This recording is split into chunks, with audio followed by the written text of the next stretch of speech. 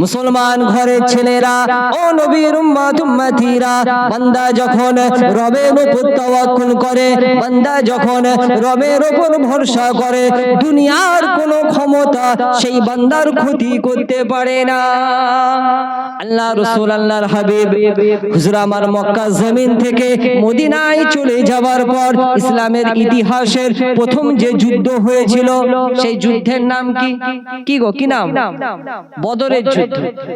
মুসলমানরা কতজন ছিল? মাত্র 313 জন। আর কুফারে মুশরিকদের 1000-এর অধিক বাহিনী ছিল। আল্লাহ পাক এই যুদ্ধে মুমিন মুসলমানদের সাহায্য করলেন, গায়েবী মদদ করলেন। আমার আল্লাহ তার হাবিবের দোয়া কবুল করলেন। আল্লাহ রাসূল চোখের পানি ফেলে দোয়া করেছিলেন, আল্লাহ আজকে যদি এই 313 জন মানুষ এরা যদি আজকে শেষ হয়ে যায়, এই জমিনে আপনার ইবাদত করার মতো আর কেউ থাকবে না, আপনাকে আল্লাহ বলে ডাকার মতো কেউ থাকবে না। আমার আল্লাহ সেদিন তার হাবিবের দোয়া কবুল করলেন। ওই 313 জনের বাহিনী মক্কার ওই 1000-এর বাহিনীকে বদরের ময়দানে জমিনে চিৎ করে দিলেন। আমার আল্লাহ তার মুমিনদেরকে গালেব করে আল্লাহ পাক তাদেরকে বিজয়ী বানিয়েছিলেন। একটু জোরে বলুন সুবহানাল্লাহ। এই বদরের যুদ্ধ হয়ে যাবার পর কাবা শরীফ তখন তো কুরাইশদের দখলে, তখন তো আল্লাহ রাসূল মদিনায় আছে, আর কুফারে মুশরিকরা তারা কাবা শরীফ তাদের ক্ষমতা রয়েছে মক্কা জমিনে। তো সেই কুরাইশদের একজন মানুষ যার নাম হচ্ছে উমাইর ইবনে ওয়াহাব। কি নাম? উমাইর ইবনে ওয়াহাব। এই উমাইরের ছেলে ওয়াহাব বদরের ময়দানে আমার রাসূলের সাহাবীদের হাতে ধরা পড়েছে, বন্দী করে রাখা হয়েছে। তো কাবা শরীফের হাতিমের কাছে একটা পাথর রয়েছে, ইসমাইলি পাথর।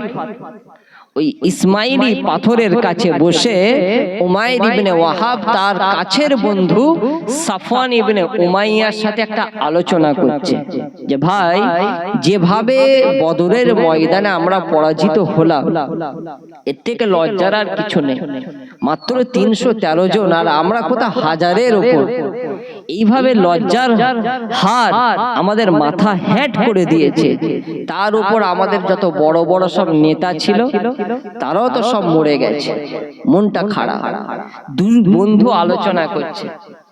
আলোচনা করতে করতে উমাইর ইবনে ওয়াহাব বলছে, যদি আমার ছোট ছোট বাচ্চার চিন্তা না থাকতো, আর আমার সংসারের চিন্তা যদি আমার না থাকতো, বাজারে কিছু টাকা আমার দেনা হয়েছে, এই ঋণের চিন্তা যদি আমার না থাকতো, তাহলে আমি মদিনায় যেতাম, নিজের হাতে নবী মুহাম্মদকে আমি কতল করতাম। এরকম একটা আলোচনা। যখন এই কথাটা বলেছে তখন ওই সাফওয়ান ইবনে উমাইয়া বলছে, ভাই আমি তোমার দেনা কত টাকা আমি শোধ করব, তোমার সন্তান তোমার ছেলে মেয়ে তাদেরকে আমি আমার নিজের সন্তানের মতন মানুষ করব। যদি তোমার কিছু হয়ে যায়, তোমার পরিবারের ভরণ পোষণের দায়িত্বটা আমি নিচ্ছি। তবে তুমি যে কথাটা বললে এটা কিন্তু তোমায় করে দেখাতে হবে। তুমি যে কথাটা বললে মদিনায় গিয়ে নবী মুহাম্মদ আমাদের দুশমন, তাকে তুমি কতল করবে, তোমাকে কিন্তু এটা করে দেখাতে হবে। দুজনের মধ্যে একটা চুক্তি হলো। কেউ জানে না, নিজেদের বিবি বাচ্চা তাদের কাউকে বলেনি, কেউ জানে না। এইভাবে রাতের অন্ধকারে হাতে তলোয়ার নিয়ে উমাইর ইবনে ওয়াহাব মদিনার উদ্দেশ্যে রওনা দিল। মুসলমান ঘরের ছেলেরা ও নবীর উম্মত উম্মতিরা, আল্লাহ রাসূল আল্লাহর হাবিব হুজুর আমার সাহাবাদেরকে নিয়ে মদিনার মসজিদে নববী শরীফে রয়েছেন। আল্লাহ রাসূল মদিনার মসজিদে কথা বলেন, সাহাবারা আমার রাসূলকে ঘিরে বসে আছে। মদিনার মসজিদের দরওয়াজার সামনে হযরতে ওমর ইবনুল খাত্তাব রাদিয়াল্লাহু তাআলা আনহু হুজুর আমার দরওয়াজার সামনে দাঁড়িয়ে রয়েছেন। এমন সময় দেখতে পান উমাইর ইবনে ওয়াহাব নিজের তলোয়ারটা গলাতে ঝুলিয়ে মদিনার মসজিদের সামনে গিয়ে দাঁড়িয়ে যায়। ওমর ফারুক হুজুর আমার সেই সময় উমাইরকে দেখে বলতে লাগে, এ আল্লাহ দুশমন উমাইর, কি উদ্দেশ্য নিয়ে এখানে তুমি কেন এসেছো? তোমার কি উদ্দেশ্য? উমাইরকে দেখে তো চিনে ফেলেছে, আবার গলায় তলোয়ার ঝুলছে। ওমর ফারুক যখন ধরেছে তখন ওই উমাইর ইবনে ওয়াহাব বলছে যে, ভাই ওমর, আমি কোনো মন্দ খারাপ মতলবে আসিনি। আমি এই যে মক্কা জমিন থেকে মদিনায় এসেছি, আমার ছেলে ওয়াহাব তোমাদের হাতে বন্দী, তো আমার ছেলেকে ছাড়ানোর জন্য আমি এসেছি, তুমি আমাকে তোমার নবীর কাছে যেতে দাও। ওমর ফারুক বলছেন, না, তুই আল্লাহর দুশমন, নবীর দুশমন, গলায় তলোয়ার নিয়ে এসেছিস, নিশ্চয়ই তোর কোনো বদ মতলব আছে, তোকে নবীর কাছে যেতে দেওয়া যাবে না। আমার রাসূল দূর থেকে সব দেখছে। আল্লাহ রাসূল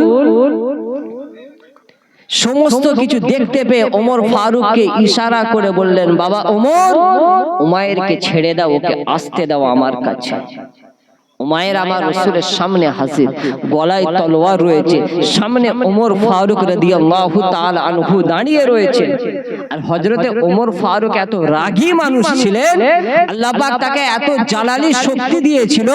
আমার রাসূল বলছেন, যে রাস্তায় ওমর হেঁটে যায়, শয়তান সেই রাস্তায় যেতে ভয় পায়, ওই রাস্তা থেকে শয়তান 10 হাত দূরে থাকে। তো ওমর ফারুক সামনে দাঁড়িয়ে রয়েছে, উমাইর আর কথা বলতে পারছে না। আল্লাহ রাসূল রহমতের নবী বুঝতে পেরে ওমর ফারুককে বললেন, বাবা ওমর, তুমি একটু দূরে যাও, তোমাকে দেখে ভয়ে কথা বলতে পারছে না। ওমর ফারুককে পাঠিয়ে দিলেন। ওমর ফারুক বলছে, হুজুর, ওর হাতে তলোয়ার আছে, আপনি একটু সাবধানে থাকবেন। আল্লাহ রাসূল মুচকি হাসছেন, বাবা ওমর, ঠিক আছে, তুমি যাও। মুসলমান ঘরের ছেলেরা, ও নবীর উম্মত উম্মতিরা, আল্লাহ রাসূল আল্লাহর হাবিব, দিন দুনিয়ার বাদশা হাবিবুল্লাহ নবী মুহাম্মদ রাসূলুল্লাহ সাল্লাল্লাহু আলাইহি ওয়াসাল্লাম, নবী আমার সেই সময় উমাইর ইবনে ওয়াহাবকে লক্ষ্য করে বলেছিল, ও বাবা উমাইর, আমি রাসূল, তুমি আমাকে এবার বলো, কি উদ্দেশ্য নিয়ে তুমি এই মদিনার জমিনে এসেছো? আমার রাসূলকে লক্ষ্য করে উমাইর সেই সময় বলেছিল, ইয়া রাসূলুল্লাহ, আমি আল্লাহর কসম করে বলি, আমি লাত উজ্জা হুবলের কসম করে বলি, আমি আমার ছেলে ওয়াহাবকে আপনার হাত থেকে মুক্ত করার জন্য এসেছি। আল্লাহ রাসূল বলেন, সত্য বলো। ও সেই আবার একই কথা, হুজুর, আমার ছেলের জন্য এসেছি, অন্য কোনো উদ্দেশ্য নাই। বারবার আমার রাসূল জিজ্ঞাসা করছে, আর সেই একই উদ্দেশ্য, একই উত্তর আমার রাসূলকে বলছেন, হুজুর, আমি আমার ছেলের জন্য এসেছি, অন্য কোনো উদ্দেশ্য আমার ছিল না।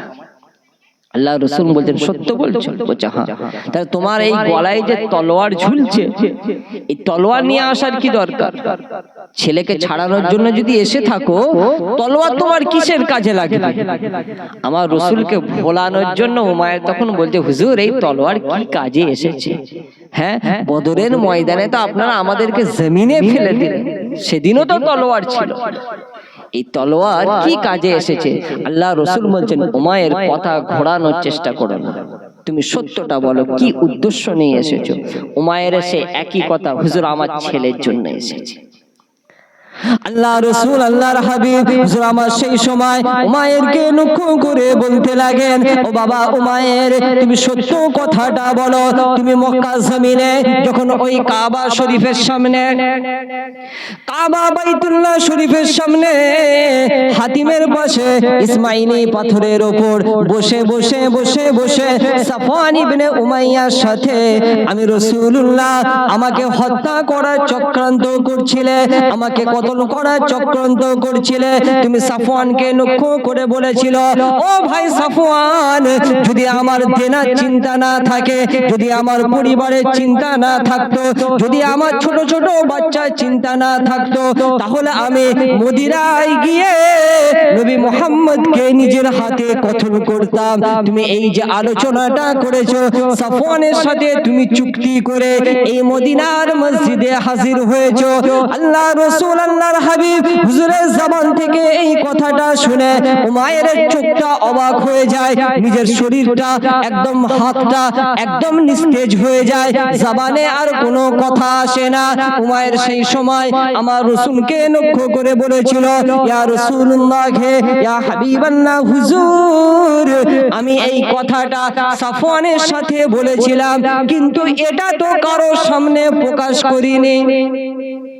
হুজুর আমি এই কথা সাফওয়ান ইবনে উমাইয়ার সাথে আলোচনা করেছি, দুনিয়ার কোন মানুষের সামনে প্রকাশ করিনি, আমি আমার বিবিকে জানাইনি, আমি আমার বাচ্চা আত্মীয় স্বজনদের কাছে প্রকাশ করিনি। হুজুর আপনি কেমন করে জানেন? হুজুর আপনাকে কে বলে?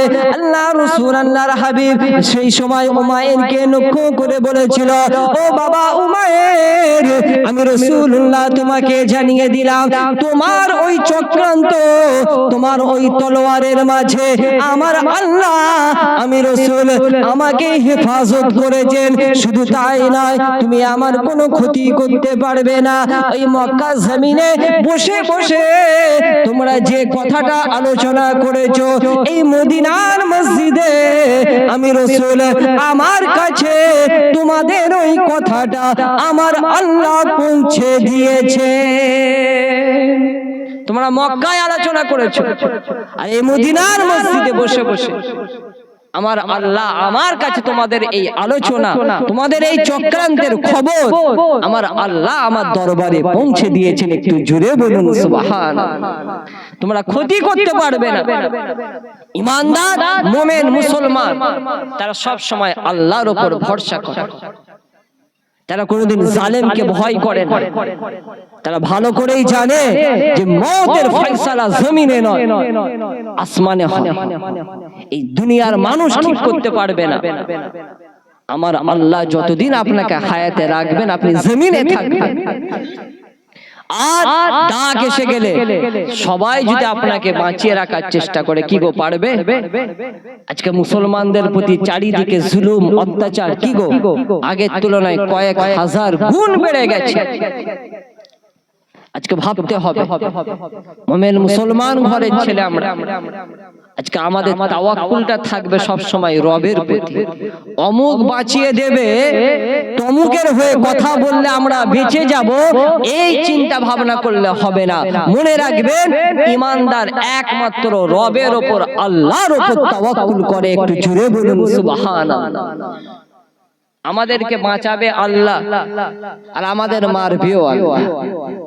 যখন আল্লাহ ডাক আসবে, আজরাইল আলাইহিস সালাম জানটা কবজ করে নেবে, দুনিয়ার কোন শক্তি আমাদের পৃথিবীতে ধরে রাখতে পারবে না। আর দুনিয়ার জমিনে যতদিন আমার আল্লাহ বাঁচিয়ে রাখবেন, মনে রাখবেন কেউ আমাকে আপনাকে হত্যা করতে পারবে না। কিন্তু মুমিন মুসলমানদের ঈমান আজকের দিনে দাঁড়িয়ে এতটা দুর্বল হয়ে গেছে, এরা ভাবছে অমুকের হয়ে কথা বললে আমরা বেঁচে যাব, অমুক দল যদি আমাদের পাশে থাকে আমাদের আর কোনো চিন্তা নেই। কি গো কথা ঠিক না ভুল? হ্যাঁ, আজকে ভাবতে হবে বর্তমান সময় ঈমান বাঁচানোটা বড় দায়।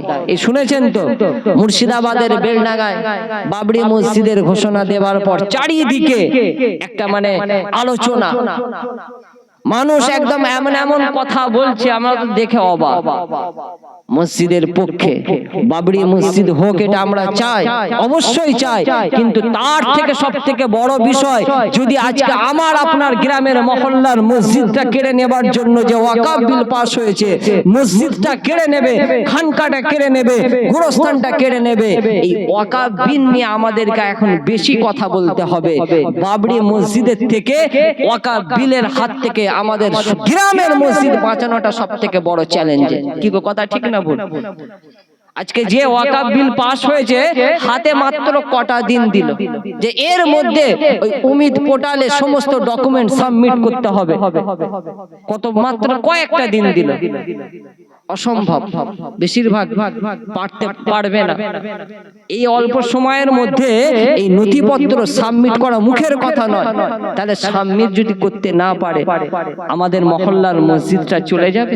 হ্যাঁ, আমাদের মসজিদের সম্পত্তিগুলো সব চলে যাবে, আমাদের গোরস্থান কবরস্থানটা সব চলে যাবে। এটা নিয়ে আমাদের আওয়াজ তোলার দরকার, কি গো? কিন্তু আমরা বাবরি মসজিদ হচ্ছে আমরা সব ভুলে গেলাম, ওবিসি থেকে মুসলমানদের নাম সরিয়ে দিয়েছে সেটা কথা আমরা ভুলে গেলাম। বাবরি মসজিদ হচ্ছে আমরা ওতেই সন্তুষ্ট। আজকে হয়ে গেছে কি, মুসলমানদের অবস্থাটা এই জায়গায় পৌঁছে গেছে, ভালো মন্দ বিচার করার ক্ষমতা হারিয়ে ফেলেছে। কথা ঠিক না ভুল গো? ভাবতে হবে, মসজিদ হোক আমরা চাই, কিন্তু তার সাথে সাথে আমাদের সবাইকে একত্রিত হতে হবে যাতে আমাদের কবরস্থানটা বাঁচে। বাপ দাদু যেখানে শুয়ে আছে আজকে সেই জায়গাটা যখন চলে যাবে সরকারের হাতে, ওরা বড় বড় কোম্পানিকে বিক্রি করে দেবে, ওরা বুলডোজার চালিয়ে সেই জায়গায় মাল্টিপ্লেক্স তৈরি হবে, বড় বড় মার্কেট তৈরি হবে, আমি আপনি কিছুই করতে পারবো না। বাস্তবতা। আজকের দিনে দাঁড়িয়ে মুসলমান যদি এখনো নিজেদের মধ্যে ঝগড়া, নিজেদের মধ্যে বিভেদ, এইগুলো নিয়ে যদি মুসলমান পড়ে থাকে, এর থেকে লজ্জার, এর থেকে খারাপ দ্বিতীয় কোনো বিষয় হতে পারে না। আল্লাহ রাসূল আল্লাহর হাবিব উম্মতে মুহাম্মাদীদের উদ্দেশ্য করে বলেন, ও আমার উম্মতে মুহাম্মাদীরা, ও আমার উম্মতীরা, আমি রাসূল তোমাদের জানিয়ে দিলাম, একজন মুমিন আরেকটা মুমিনের জন্য তার একদম নিজের শরীরের নিকটতম একদম অন্তরের কাছের মানুষ, একজন মুমিন বান্দা আর একজন মুমিন বান্দাকে কোনোদিন গালি দিতে পারে না। একজন মুমিনের প্রতি আরেকটা মুমিনের 6টা হক রয়েছে। একজন মুমিন কোনোদিন অন্য মুমিনের সাথে অসৎ আচরণ করতে পারে না, সব সময় তার ভালাইটা চেষ্টা করবে, তার উপকার করার চেষ্টা করবে। বর্তমান সময় মুমিন মুসলমান ঘরের ছেলে আমরা নিজেরা নিজেদের ক্ষতি করার চেষ্টায় ব্যস্ত, কি গো কথা ঠিক না ভুল? রাসূল বলছেন মুমিন মুসলমান একে অপরের কোনোদিন ক্ষতি করতে পারে না, এই জবানটা দিয়ে কোনোদিন এমন কোন কথা বলতে পারে না যেটার মাধ্যমে আপনার ভাই কষ্ট পাবে। কিন্তু আজকের সমাজে দেখবেন মুখ দিয়ে এমন এমন কথা বলছি আমরা, সম্পর্ক নষ্ট হয়ে যাচ্ছে, কি গো কথা ঠিক না ভুল? আমার রাসূল বলছেন মুমিন মুসলমান এরা নিজেদের জবান দিয়ে কোনোদিন অপরকে ক্ষতির কথা বলবে না, আঘাত দেবে না। আর আজকের দিনে দাঁড়িয়ে আমাদের মুখে যেটা আসে আমরা সেটাই বলে দিই। একটু চিন্তা করি না যে আমার এই কথায় ওই ভাইয়ের অন্তরে কতটা আঘাত লাগবে। কিয়ামতের দিনে আল্লাহ পাকের দরবারে যখন দাবি করবে, আল্লাহ দুনিয়া জমিনে আমি নাচার ছিলাম, দুনিয়া জমিনে আল্লাহ আমার ক্ষমতা ছিল না, আল্লাহ দুনিয়া জমিনে আমার লোক বল ছিল না, দুনিয়া জমিনে আমার টাকার জোর ছিল না, আল্লাহ আমার এই ভাই আমাকে মানুষের সামনে বেইজ্জতি করেছে, আমাকে মানুষের সামনে অপমান করেছে, আমাকে ছোট বড় কথা বলে লাঞ্ছিত করে অপমানিত করে আমাকে তাড়িয়ে দিয়েছে। সেদিন কি হবে? সেই দিনের কথা কি একটু মনে পড়ে? সেই দিনে কি জবাব দেব সেই চিন্তা কি একটু আমাদের মাথায় আসে? এই দুনিয়াতে আমাদের মুখ আছে, যেটা পারি সেটা মানুষকে বলে দিই। খবরদার বাবাজিরা, দুনিয়া জমিনে কোনোদিন কারো মনে আঘাত দিয়ে কথা বলবে না। ইমানদার মুমিন বান্দা কোনোদিন অপরকে গালি দিতে পারে না, এইভাবে অপরকে গালি দেওয়া একজন ফাসিকের কাজ। ও মুসলমান ঘরের ছেলেরা, নবীর উম্মতীরা, আমার রাসূলের জীবনের আদর্শটা গ্রহণ করার চেষ্টা করো। আল্লাহ রাসূল আল্লাহর হাবিব হুজুরের সাথে যারা খারাপ ব্যবহার সবথেকে বেশি করেছে, রাসূলকে যারা কষ্ট দিয়েছিল, রাসূলকে যারা নিজের দেশ মক্কা জমিন থেকে রাতের অন্ধকারে হিজরত করে মদিনায় চলে যেতে বাধ্য করেছিল, সেই মানুষগুলোকে আমার রাসূল মক্কা বিজয়ের দিনে কি বললেন? আল্লাহ রাসূল যদি মনে করতেন মক্কা বিজয়ের দিনে সমস্ত মক্কাবাসীকে কতল করতে পারতেন, কি গো পারতেন না? পারতেন না?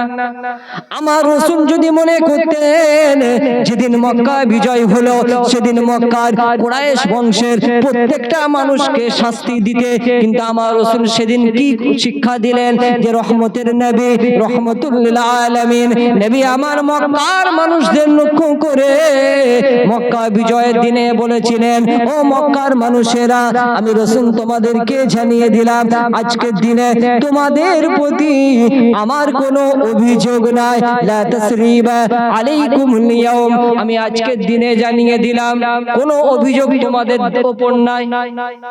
এটাই তো রাসূলের শিক্ষা। আল্লাহ রাসূল যদি চাইতেন পারতেন না মারতে, কি গো?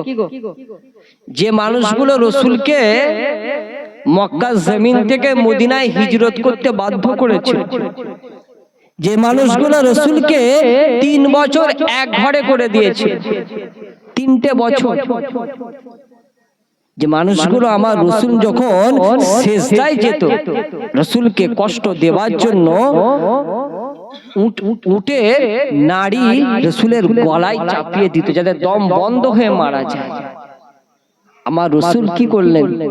এর প্রতিদানে আল্লাহ রাসূল মক্কা বিজয়ের দিনে বললেন, যাও তোমাদের ক্ষমা করে দিলাম। একটু জোরে বলে আমার রাসূল বললেন, আজকের দিনে যে নিজের ঘরে ঢুকে যাবে সে মুক্ত, আজকের দিনে যে আবু সুফিয়ানের ঘরে ঢুকে যাবে সে মুক্ত, আজকের দিনে যে নিজের বাড়িতে থাকবে তার কোনো ক্ষতি হবে না।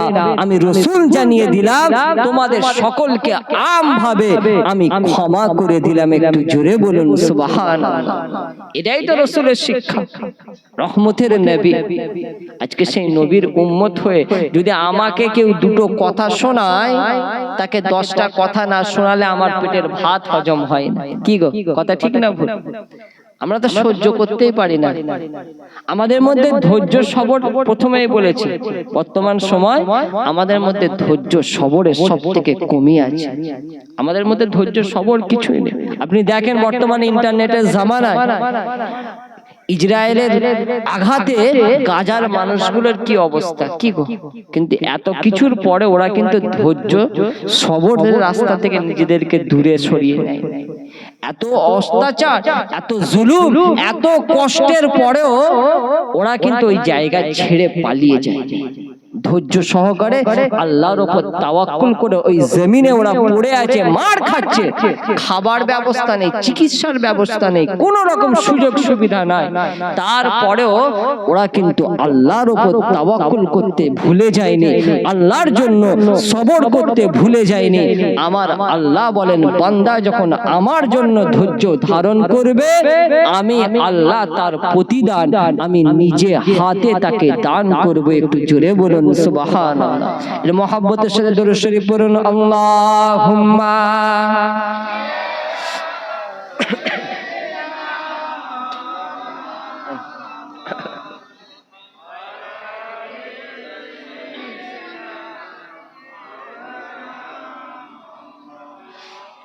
আল্লাহুম্মা সাল্লি আলা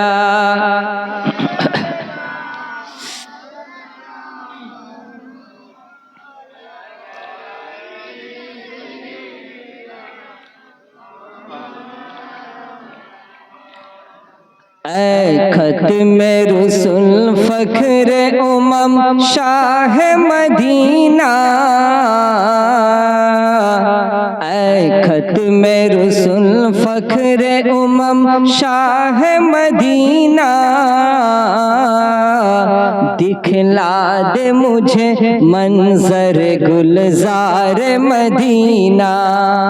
जोर হবে না सुबहानअल्लाह। दिखला दे मुझे मंजर गुलजार मदीना, अल्लाह ने मक्का में ही एक काबा बनाया, अल्लाह ने मक्का में ही एक काबा बनाया, उस काबे का काबा को तेरे मरकद को बनाया। हर साल हजी चला जाता है मदीना, हर साल हजी चला जाता है मदीना। दिखला दे मुझे मंजर गुलजार मदीना। अल्लाहुम्मा सल्ले अला।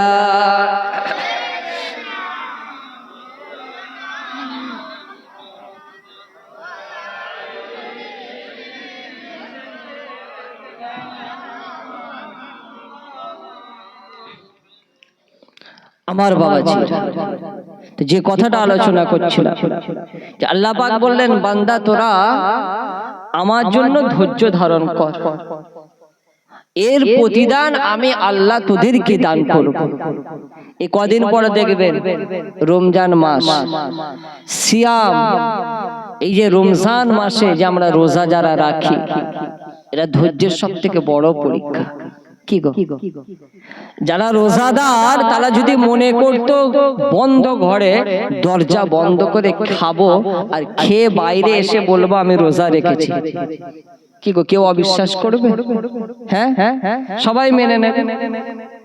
দুনিয়ার মানুষ তো দেখতে পেল না, কিন্তু একজন রোজাদার সে একমাত্র আল্লাহ সন্তুষ্টির জন্য বন্ধ ঘরেও মুখে পানি দেয়। যদি গোসল করতে গিয়ে পুকুরে ডুব মারে, কোনো মানুষ তো দেখতে পাচ্ছে না, সেখানেও মুখে পানি ঢুকতে দেয় না। এর একটাই উদ্দেশ্য, আমার আল্লাহকে খুশি করা, আল্লাহকে সন্তুষ্ট করা, আল্লাহর জন্য ধৈর্য ধারণ করা যতক্ষণ না মাগরিবের আজানটা হয়। আল্লাহ পাক বলছেন, আমার এই রকম রোজাদার বান্দা বান্দি যারা আমার সন্তুষ্টির জন্য রোজা রাখে, এর প্রতিদান আমি আল্লাহ নিজে হাতে এই রোজাদারকে দেব। আজকে বর্তমান সময় দেখবে আমাদের আমল, আমাদের প্রতিটা কাজে আল্লাহ সন্তুষ্টি এই চিন্তা ভাবনা আমাদের কম। কি গো, কথা ঠিক না ভুল?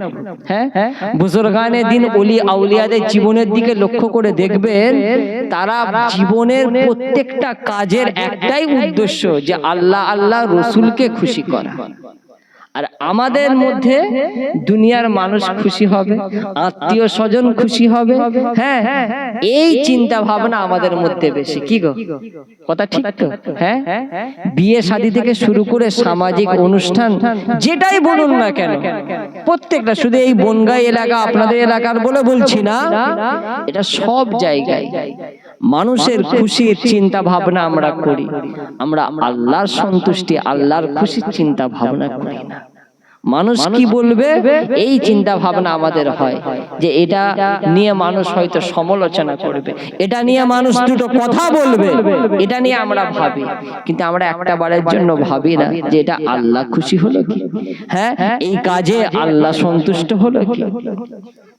মুসলমান ঘরের ছেলেরা, ও নবীর উম্মত উম্মতিরা, বান্দা যখন আল্লাহকে খুশি করার চেষ্টা করে, বান্দার প্রতিটা কাজ যখন আমার আল্লাহ সন্তুষ্টির জন্য হয়ে যায়, আল্লাহ পাক ওই বান্দার উপর এতটা রাজি হয়ে যান, আমার আল্লাহ বলেন, বান্দা তোরা আমাকে খুশি করার জন্য, আমাকে রাজি করার জন্য বান্দা তোরা ইবাদত করিস, বান্দেগি করিস, শিরক থেকে নিজেকে দূরে রাখিস।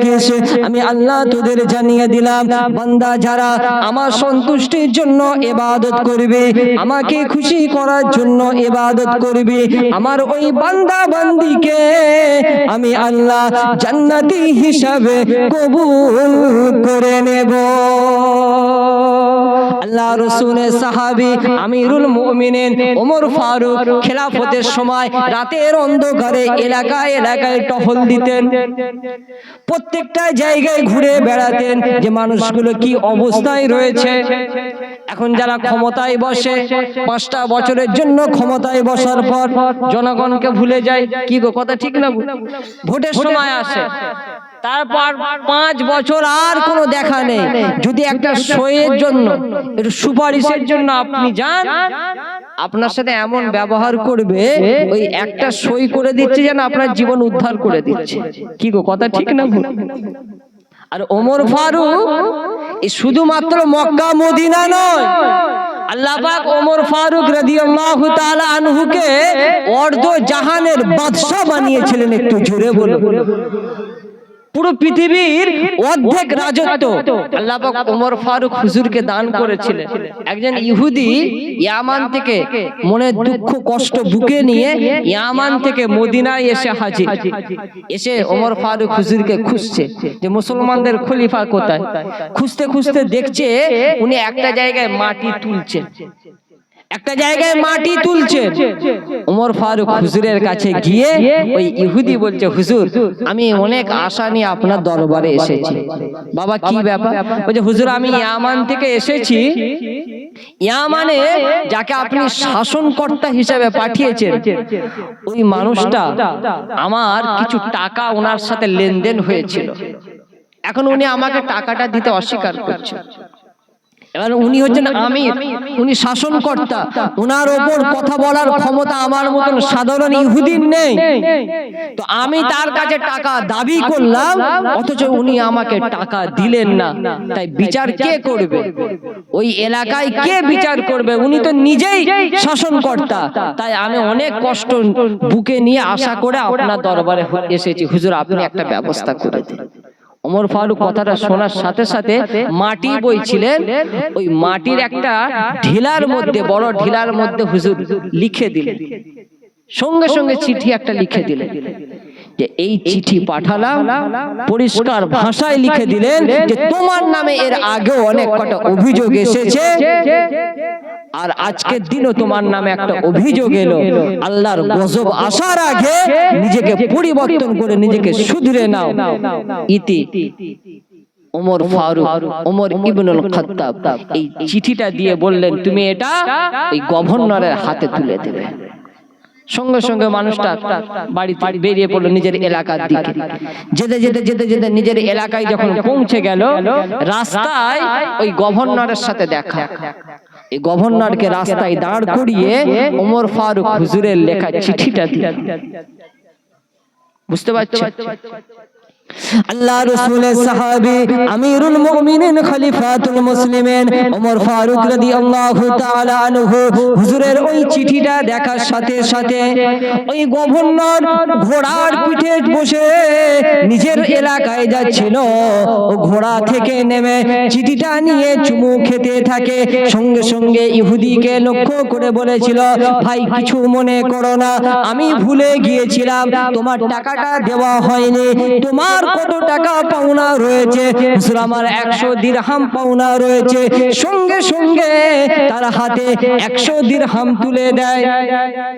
শুধু 100 দিরহাম না, 100 দিরহাম দেবার পর আবার তাকে লক্ষ্য করে বলে, ভাই আমার ব্যবহারে তুমি কষ্ট পেয়েছো, আমার জন্য তোমাকে মদিনায় খলিফার দরবারে কষ্ট করে যেতে হয়েছে, তার জন্য আমি আরো 20টা দিরহাম দিলাম, তুমি আমাকে ক্ষমা করে দাও।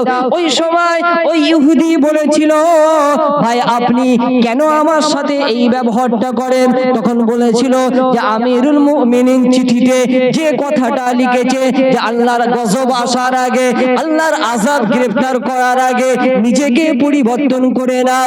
ওই কথাটা দেখে আমার অন্তরটা কেঁপে গিয়েছে। কেননা দুনিয়ার মানুষের হাত থেকে বাঁচা যাবে, দুনিয়ার শত্রু, দুনিয়ার ক্ষমতার হাত থেকে বাঁচা যাবে, কিন্তু আল্লাহর আযাব থেকে কেউ বাঁচতে পারবে না। আল্লাহর শাস্তির হাত থেকে দুনিয়ার কোনো শক্তি বাঁচাতে পারবে না। তাই সাথে সাথে আমি তোমার পাওনাটা তুলে দিলাম। ও বাবাজিরা, ওই ইহুদি সেই সময় ওই মানুষটাকে লক্ষ্য করে বলেছিল যে আমি এতদিন ইসলামকে বোঝার চেষ্টা করেছি, ইসলামকে জানার চেষ্টা করেছি, আমি আজকে বুঝতে পারলাম ইসলামের শিক্ষা, শরীয়তের শিক্ষা, দ্বীনের শিক্ষা, কোরআনের শিক্ষা কতই না উত্তম শিক্ষা। ও ওমর ফারুকের পক্ষ থেকে পাঠানো আমির, তোমার হাতটা বাড়িয়ে দাও, আমি তোমার হাতে হাতটা রেখে ঈমানি কলমা পড়ে মুসলমান হয়ে যায়, সঙ্গে সঙ্গে মুসলমান হয়ে গেল। যখন বলল আল্লাহর আযাবের ভয়, যে দুনিয়াবি শক্তির হাত থেকে বাঁচতে পারো, পালিয়ে যাব, কি গো দুনিয়াবি শক্তির হাত থেকে বাঁচার জন্য পালিয়ে যাব, কিন্তু আল্লাহর আযাব থেকে বাঁচবেন কিভাবে? পালিয়ে যাবার রাস্তা আছে? হ্যাঁ, কোন জায়গা আছে? তো ওমর ফারুক হুজুর আমার হাঁটছে, যে কথাটা বলছিলাম, রাতের অন্ধকারে একটা কানে আওয়াজ আসছে, কানে একটা আওয়াজ আসছে, মা বেটি কথা বলছে, মা বেটি আলোচনা করছে। মা মেয়েকে লক্ষ্য করে বলছে, বেটি দুধে পানিটা একটু বেশি করে মেশা, আমাদের কষ্টের সংসার, অভাবের সংসার, একটু বেশি করে যদি পানি মেশাস কিছু বাড়তি টাকা উপার্জন হবে। মেয়ে তখন জবাব দিয়েছিল, মা আমিরুল মুমিনিন ওমর ফারুক উনি তো দুধে পানি মেশাতে নিষেধ করেছে। হ্যাঁ, ওমর ফারুক তো দুধে পানি মেশাতে বারণ করেছে। মা বলছে, এই রাতের অন্ধকারে ওমর তো নিজের ঘরে, এই রাতের অন্ধকারে ওমর তো দেখতে পাচ্ছে না, তুমি দুধে পানি মেশাও। মেয়ে জবাব দিয়েছিল, ওমর হয়তো দেখতে পাচ্ছে না, কিন্তু আমার আল্লাহ তিনি তো সব দেখেন, আমার আল্লাহ তো দেখতে পাচ্ছেন। যে হয়তো আমিরুল মুমিনিন সে আমাদের দেখতে পাবে না, কিন্তু আমার আল্লাহ তো কুদরতি ভাবে আমাদের সব কিছু অবলোকন করছে, সব রেকর্ড হচ্ছে। কি হচ্ছে না? এই মোবাইলে যেমন রেকর্ড হয় আজকের দিনে দাঁড়িয়ে, আমাদের প্রত্যেকের জীবনে চলাফেরা প্রতিটা সেকেন্ড কিরামান কাতিবিন, সম্মানীয় দুজন লেখক আল্লাহ পাক নিযুক্ত করে দিয়েছেন, ডান কাঁধে একজন, বাম কাঁধে একজন, প্রত্যেকটা বিষয় লিখছে, সব রেকর্ড হচ্ছে। বাঁচতে পারবে? একবার চিন্তা হয় না যে এত কিছু করছি, হ্যাঁ আল্লাহর চোখ কি করে ফাঁকি দেব? দুনিয়ার মানুষকে তো ফাঁকি দিতে পারবো, কিন্তু আমার আল্লাহকে ফাঁকি তো দিতে পারবো না। কি গো অন্তরে এই ভয়টা আনো। আল্লাহ পাকের যারা ওলি বান্দা, আল্লাহ পাকের যারা মাহবুব বান্দা, আমার আপনার পীর ও মুর্শিদ মুজাদ্দিদে জামান পাঁচ হুজুর পীর কেবলা জীবনী লক্ষ্য করে দেখো, সারা জীবন খোদার ভয় বুকে নিয়ে চলেছিলেন। আমার আল্লাহ তার বন্ধু হিসাবে, ওলি হিসাবে কবুল করেছিলেন। একটু জোরে বলুন সুবহানাল্লাহ। আল্লাহর ওলিদের জীবনী লক্ষ্য করবেন, আল্লাহর ওলিদের জীবনী পড়বেন, দেখবেন, জানবেন যে আল্লাহর ওলি যারা হয়েছে তারা আল্লাহর ভয় বুকে নিয়ে দুনিয়াদারি করার কারণে আল্লাহর ওলি হয়েছে। তাদের অন্তরে খোদার ভয় ছিল, তাদের অন্তরে তাকওয়া ছিল যে আল্লাহর সামনে দাঁড়াতে হবে, কি মুখ নিয়ে দাঁড়াবো, এই চিন্তা ভাবনা তাদেরকে আল্লাহর ওলি বানিয়ে দিয়েছিল। একটু জোরে বলুন। আর যদি এই চিন্তা ভাবনা আমার আপনার মধ্যে আসে, ইনশাআল্লাহ আল্লাহ পাক আমাকে আপনাকেও আল্লাহ পাকের ওলি বান্দা, মাহবুব বান্দা হিসাবে আমার আল্লাহর দরবারে কবুলিয়াতের দরজা দান করবেন। একটু জোরে বলুন সুবহানাল্লাহ। বাবা জি একটু দুরূদ শরীফ পড়ুন, আল্লাহুম্মা সাল্লি আলা।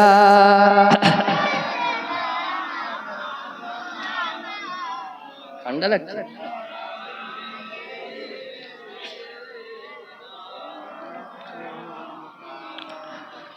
কুচিরা আমার সাথে সাথে প্রত্যেকেই পড়ো, হাবিবি ইয়া রাসূলুল্লাহ, হাবিবি ইয়া রাসূলুল্লাহ, হাবিবি ইয়া রাসূলুল্লাহ, হাবিবি ইয়া রাসূলুল্লাহ, হাবিবি ইয়া রাসূলুল্লাহ, হাবিবি ইয়া রাসূলুল্লাহ, হাবিবি ইয়া রাসূলুল্লাহ, হাবিবি ইয়া। তোমার প্রেমে পাগল আমি, তোমায় খুঁজি দিবস জামি, তোমার প্রেমে পাগল আমি, তোমায় খুঁজি দিবস জামি, তোমারি প্রেম পরশে আজ দুনিয়া হলো উজালা, তোমারি প্রেম বিরহে আজ দুনিয়া হলো উতালা, हबीबी या रसूल अल्लाह हबीबी या रसूल अल्लाह हबीबी या रसूल अल्लाह हबीबी या रसूल अल्लाह हबीबी या रसूल अल्लाह हबीबी या रसूल अल्लाह हबीबी या रसूल अल्लाह।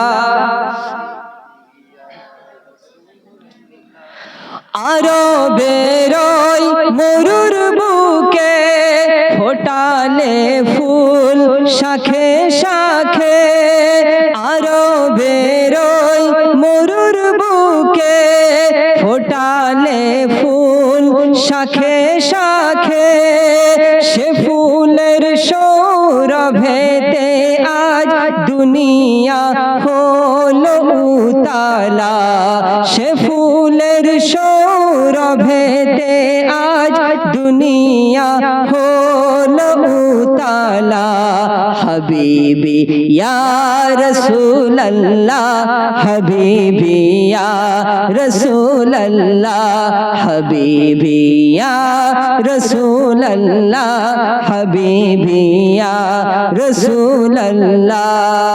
अल्लाहुम्मा सल्ली अला